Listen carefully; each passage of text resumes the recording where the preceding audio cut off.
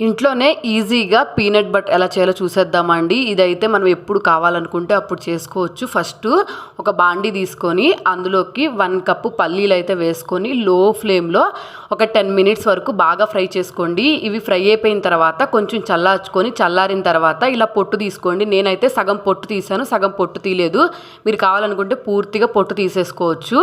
తర్వాత వీటన్నిటిని మిక్సీ జార్లోకి అయితే యాడ్ చేసుకొని ఒక్కసారి పౌడర్ లాగా అయితే చేసుకోండి. పౌడర్ చేసుకున్న తర్వాత ఇందులోకైతే చిటికెడు సాల్ట్, నెక్స్ట్ అలాగే కొంచెం బెల్లము, అలాగే గీ కానీ బటర్ కానీ మీకు ఏది కావాలనుకుంటే అది వేసుకొని కొంచెం ఎక్కువసేపు అయితే పల్స్ చేసుకోవాలండి. ఇట్లాగా ప్లఫీగా అది కలర్ చేంజ్ అవ్వాలంటే ఒక 15 మినిట్స్ వరకు అయితే దీన్ని మిక్సీ జార్లోకి వేసుకొని ఇలా పల్స్ చేసుకున్నాం అనుకోండి, ఈజీగా ఇంట్లోనే పీనట్ బటర్ అయితే రెడీ అయిపోతుంది.